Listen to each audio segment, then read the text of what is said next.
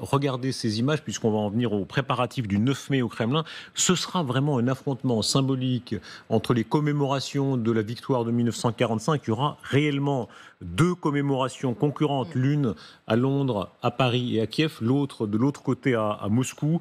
Le Kremlin, cette fois, se félicite de la confirmation de ce que Xi Jinping, le président chinois, sera là. Il y a un très grand attachement à ça, à l'invitation de Poutine. Le président de la République populaire de Chine, Xi Jinping, effectuera une visite officielle en Fédération de Russie du 7 au 10 mai et participera aux célébrations. Écoutez Poutine qui, avec un plaisir évident, annonçait la venue de son, entre guillemets, ami Xi Jinping. Je voudrais vous demander d'adresser un salut amical au président de la République populaire de Chine, notre bon ami Xi Jinping. Nous l'attendons en Russie à l'occasion du 80e anniversaire de la victoire dans la Seconde Guerre mondiale. Nous célébrerons ensemble cet anniversaire, la victoire sur l'Allemagne nazie et la victoire sur le Japon militariste. Nous lui préparerons un programme complet et de qualité. Alors, on va voir évidemment qui est là ou n'est pas là à Moscou le 9 mai, mais la Chine, la première puissance démographique, immense dictature aussi, enfin immense puissance, pour lui c'est capital qu'elle soit là. Mais c'est pour Vladimir Poutine le seul grand succès annoncé de cette commémoration du 9 mai. Parce qu'à part Xi Jinping, bon, il y a le président Lula, il y a d'autres qui ont dit qu'ils viendraient et qui finalement ne viendront pas. Donc c'est pas un énorme succès. Donc le fait qu'il y ait une visite d'État de 3 jours du petit frère, puisqu'avant, quand c'était l'URSS, la Chine, c'était le petit frère qui est devenu le grand frère, c'est très important pour Vladimir Poutine, bien évidemment. Donc il va le dire et le répéter jusqu'au 9 mai. Et puis il y aura 3 jours de visite d'État surtout. Et ce qui est aussi important, c'est encore, on voit le monde qui se divise dans les camps, des camps qui sont très clairs. Il y a la Chine, la Russie et d'ailleurs, il ne faut pas oublier les Coréens du Nord qui vont défiler ensemble avec les Russes sur la place rouge lors de cette parade-là. Et vous avez justement évoqué cette parade qui va être faite à Londres, qui est complètement en contraste avec ce qu'on voit. C'est la relecture de l'histoire et cet esprit revisionniste de Poutine qui fait qu'aujourd'hui, ce qu'il considère, c'est qu'ils font la guerre sorte sainte contre les nazis en Ukraine. Et c'est eux qui sont du bon côté de l'histoire. Et c'est très tragique de voir ça. Moi, j'espérais de ne pas voir ça de mon vivant, mais voilà, on en est là. Oui, alors, contrairement à ce qu'on lit parfois, c'est pas complètement illogique que les Chinois soient là, parce que les Chinois ont participé à la Seconde Guerre mondiale. Alors, ils y sont entrés aux côtés des Alliés après Pearl Harbor, et il n'y a pas eu beaucoup de batailles, mais ils ont quand même tenu sur leur sol un certain nombre de troupes japonaises qui, pendant ce temps-là, ne pouvaient pas emmerder les Américains, donc ça a été assez utile. Et il le dit, Poutine, là, il parle du Japon. Le régime militariste, de la victoire sur le régime militariste japonais. Donc effectivement, là, il va dans le sens de la Chine, bien évidemment. Cette alliance entre les Russes et les Chinois, il y a ce livre extraordinaire d'Alain Frachon, notre confrère du Monde, sur l'ère des dictateurs, qui raconte bien comment en février 2022, les 2 hommes se sont dit, vas-y, on n'est pas amis au sang, mais enfin, on a des intérêts communs. On a des intérêts communs et tu peux envahir l'Ukraine à certaines conditions. Il y a une alliance, il y a un pacte entre eux. Oui, qu'ils ont signé sous la forme d'un document qui est absolument fascinant. Il n'est pas très long à lire. C'est de là dont on tire le désormais fameux terme, le partenariat sans limite. C'est l'expression exacte dans sa traduction française qui est utilisée, et avec l'évocation en fait de leurs objectifs stratégiques. Donc la fin du monde unipolaire dominé par l'Occident, comprendre les États-Unis, la lutte contre toutes les formes d'ingérence occidentale, et notamment, et c'est explicitement cité, ce qu'ils appellent les révolutions de couleur. Donc l'ingérence américaine qui aurait provoqué ce qu'ils appellent le coup d'État en Ukraine, etc. Les changements de régime, il faut bien expliquer. Pour eux, l'obsession, c'est l'idée que la CIA, la DGSE, le MI6, etc. cherchent à renverser les régimes, ce qui a parfois été vrai. Enfin, qu'il n'y ait pas non plus une activité à plein temps. Oui, c'est-à-dire que ça nous permet aussi d'avoir une conversation sur le bâton qu'on leur a parfois tendu et dont ils ne vont pas se priver de se servir pour nous battre. Après, la Libye, pour eux, c'est vraiment quand ils ont l'image de Kadhafi lynché après l'intervention. Oui. Vous savez, c'est très intéressant que vous mentionniez la Libye. Lavrov, quand il répond dimanche dernier à NBC News, un grand entretien qui est absolument fascinant à regarder, la journaliste lui dit « Mais ça sert à quoi de bombarder Soumy et de tuer des civils ?» Et il répond, il dit « Vous savez, c'est pas du tout comme Belgrade dans les années 90, il y avait des cibles militaires. Ça passe, c'est noyé au milieu de 43 minutes d'entretien. Pourquoi est-ce qu'il mentionne ça ? C'est une manière de dire aux Américains, mais vous avez fait quoi à Belgrade dans les années 90 quand vous avez ciblé une chaîne de télévision et que vous avez tué une vingtaine de vos confrères journalistes, parce qu'il s'adresse évidemment à une journaliste américaine. Donc c'est la petite pique dont le pouvoir russe est coutumier. Libye, Kosovo, Belgrade, Irak, 2003, etc. Bien sûr. Après, sur le défilé, parce que c'est le sujet dont on part, moi, si vous voulez, pour moi, c'est pas un moment de commémoration, de victoire contre le nazisme. Ça a tout à voir avec ce que la Russie fait aujourd'hui. Et donc ceux qui se rendent à Moscou le 9 mai, comme l'a très bien dit Lunila à l'instant, sont en train de dire de quel côté de cette histoire ils se tiennent. Et est-ce que Zelensky n'est pas en train de dire, en fait, en allant là-bas ce jour-là, vous êtes dans une forme de co-belligérance. Et force est de constater que le renseignement ukrainien par rapport à la Chine est de plus en plus insistant sur ce sujet, en mentionnant notamment l'arrestation ou la capture plutôt de soldats ou d'officiers chinois. Je pense que quand on reviendra sur cette guerre dans 20 ans, on dira que l'une des conséquences les plus dramatiques et aussi les plus structurantes pour la géopolitique mondiale, c'est le basculement de la Russie vers la Chine. C'est-à-dire que jusque à l'invasion de l'Ukraine, la Russie était à la recherche d'une forme d'équilibre, et ce qui était assez logique. Il suffisait de regarder la géographie. Elle avait une frontière vers l'ouest et une autre vers l'est et du côté de la Chine. Et là, aujourd'hui, elle a clairement choisi son camp. Elle a basculé. Et les conséquences de ça sont gigantesques, probablement pas encore complètement mesurables. Mais la faute à qui ? Mais je pense, non, mais bien sûr que c'est de leur faute. Quand je dis que c'est dramatique, je dis que c'est dramatique pour l'état du monde et notamment pour les idées démocratiques. Mais en aucune façon, la Russie est victime de la Chine dans cette histoire. C'est bien elle qui a fait ce choix, même si évidemment, elle se trouvait, notamment à cause des sanctions économiques, toute naturellement encline à aller vers les Chinois. Les Ukrainiens peuvent-ils vouloir peuvent-ils et veulent-ils gâcher la fête politique de Poutine ? Il faut regarder ce repost sur Twitter de Yermak, c'est le patron de l'administration présidentielle, qui a retweeté ce tableau où on voit le président Zelensky regarder Moscou en flammes. Alors, déjà, la symbolique... Avec des drones derrière. Avec les drones, bien sûr. Il y a des drones qui volent partout. Oui, c'est le rêve de tout Ukrainien qui est en train de subir les missiles qui tombent sur Kiev, sur Kharkiv. Et il faut dire ce qui est inscrit en ukrainien. Ce qui est inscrit, c'est ce jour, on s'approchait autant qu'on pourrait. On s'en approche autant qu'on peut de ce jour-là, c'est-à-dire de voir la place rouge en flammes. Alors, il faut juste faire attention parce que la dernière fois qu'il y en a un qui a mis le feu à Moscou, c'était Napoléon et ça s'est mal terminé pour lui.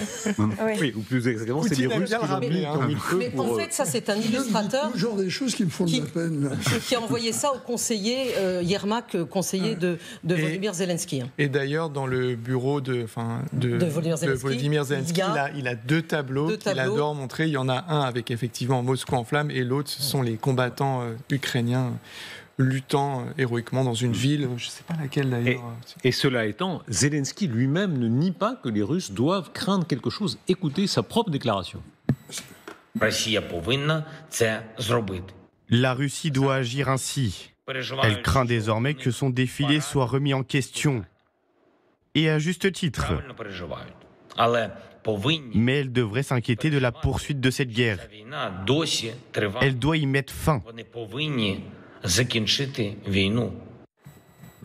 explicite. Le président ukrainien dit attention, les Russes, le 9 mai, ne vous croyez pas à l'abri de tout. Non, mais, écoutez, Darius, c'est quand même énorme.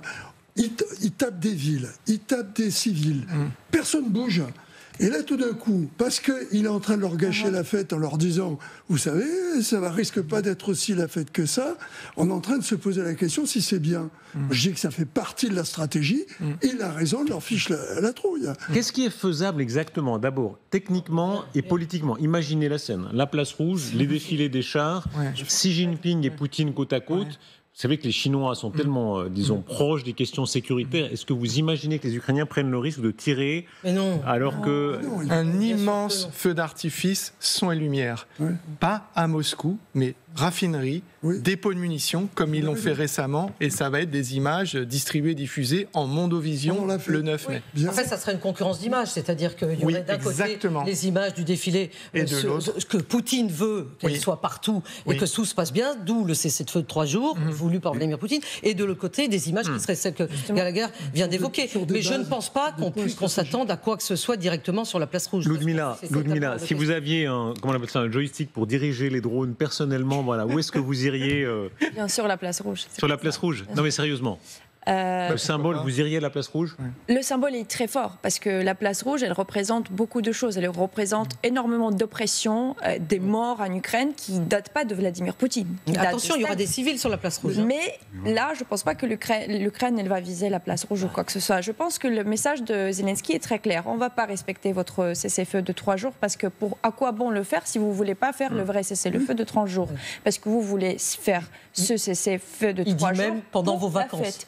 Oui, pendant les vacances, dans ce cas-là, à quoi bon on va devoir respecter, montrer votre sérieux en acceptant les 30 jours dont on a parlé, qui étaient aussi ceux dont on a discuté avec la partie américaine. Je pense que c'est très clair, on va pas juste les ménager pour qu'ils puissent avoir la fête. Ce que vient de dire Ludmila est très fort. La place rouge, je ne sais pas qui ici est allé voir, j'imagine, la momie de Lénine. Ah bah non, figurez-vous que... Vous n'avez jamais vu la momie de Lénine ?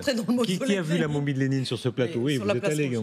Et vous êtes d'accord. Il y a encore quelques vagues soldats, mais c'est beaucoup moins contrôlé qu'avant. Oui, mais il est encore là. Même cet endroit, Lénine, c'est quand même l'inventeur des camps de concentration. Lénine a inventé les camps de concentration. Alors, c'était un génie dans son genre, génie noir, mais enfin, ça a été un génie. Il a créé une utopie qui a fait couler tant de sang, des centaines de milliers même de. Et il est là toujours, la momie est là. Et quand Ludmila dit, c'est un lieu d'oppression. Oui, parce qu'il y a une forme de respect, il y a une atmosphère, d'ailleurs, je trouve assez oppressante autour de ce... Parce que les gens sont à la fois recueillis et tendus. Pourquoi ? Parce que cet homme a incarné, même de façon atroce, la puissance de la Russie. Et je pense que c'était une sorte de réincarnation, de renouveau de la puissance impériale. Et de la même façon, Poutine aujourd'hui se veut une espèce de nouveau tsar conquérant qui envahit l'Ukraine. Il déteste Lénine. Il ne compare pas Lénine, c'est plutôt à Staline, bien évidemment. Le peuple russe, c'est plutôt la référence à Staline. Vous avez raison, mais qui a servi de marchepied à Staline pour installer sa dictature ? C'est Lénine. Ensuite, il s'est rendu compte que l'autre était encore plus méchant que lui, ce qui n'était pas peu dire. Mais je pense que la matrice de tout ça, c'est toujours la même, c'est nous sommes une puissance, et cette puissance, elle repose sur quoi ? Sur la force. Sur la peur. Juste pour répondre à votre question sur comment gâcher la fête, et là c'est le commando qui parle, il n'y a pas besoin de faire des gros coups et de tuer beaucoup de gens. Regardez ce qui s'était passé avec la blindée qui avait sauté devant le FSB ou je ne sais plus trop où. Il peut y avoir des coups comme ça, mais parce qu'il y a quand même des gens qui ont pu infiltrer. Sinon, les opérations dont on a parlé, le général qui s'est fait sauter à la trottinette et tout, il y a des possibilités de faire des choses. Écoutez le général Yakovlev, c'est un spécialiste dans son genre des formules très marquées, et voilà sa théorie sur ce que devraient faire ou ce que pourraient faire les Ukrainiens le 9 mai. Ce qui serait déjà bien, c'est que pendant la fête, on entend les départs de coups des missiles de la défense antiaérienne de Moscou, vous voyez. Ça fait un gros boom, puis tout le monde va partir, un autre coup partir. Et donc, on n'a tué personne, vous voyez, les Ukrainiens ont tué personne et tout, mais ils auront foutu un sacré bordel dans la fête, et ça, pour une fois, ça leur fait du bien.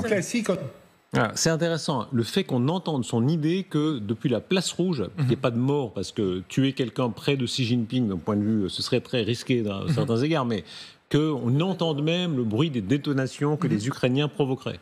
Oui, non, mais il a raison, ça fait partie d'une guerre psychologique, parce que pour faire cette défense aérienne, après, elle se déclenche automatiquement. Même si le missile ou le drone n'a pas pour but, on l'a vu là, sur des attaques sur Moscou, où le but, c'était juste de montrer aux moscovites qu'ils étaient vulnérables. Oui, justement. Cela étant, est-ce que Xi Jinping ne servira pas de paratonnerre ? La Chine fait peur. Moi, j'ai fait, je peux le dire, des interviews de dirigeants ukrainiens nombreux. Quand vous lui soumettez parfois la liste de questions, ils arrivent à la question sur la Chine, ils vous disent si on pouvait sauter la question sur la Chine. Les Occidentaux font ça aussi, parce que la Chine, c'est beaucoup de pouvoir, beaucoup d'argent, beaucoup de commerce, beaucoup d'influence. Et ni les Occidentaux, ni d'ailleurs les Ukrainiens, mais les Ukrainiens ont l'excuse d'être en guerre, sont très courageux face à la Chine.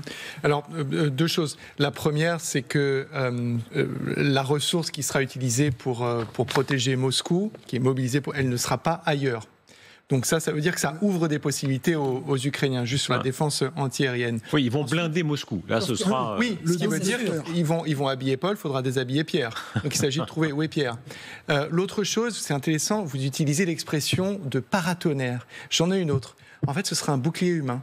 C'est-à-dire que les chefs d'État qui vont se tenir aux côtés de Vladimir Poutine vont le protéger avec leur corps. Et c'est ça, ce choix qui n'est pas neutre. Et surtout si, Xi Jinping. Mais bien sûr. Fico, je ne suis pas sûr que les gens aient peur de faire peur à Fico, tandis qu'à Xi Jinping, c'est un autre morceau. Un chef d'État européen, aussi déplaisant soit-il. Vučić, le président serbe. Oui, alors s'il est là, parce qu'il n'a pas l'air d'être là. Il a l'air d'être. Oui.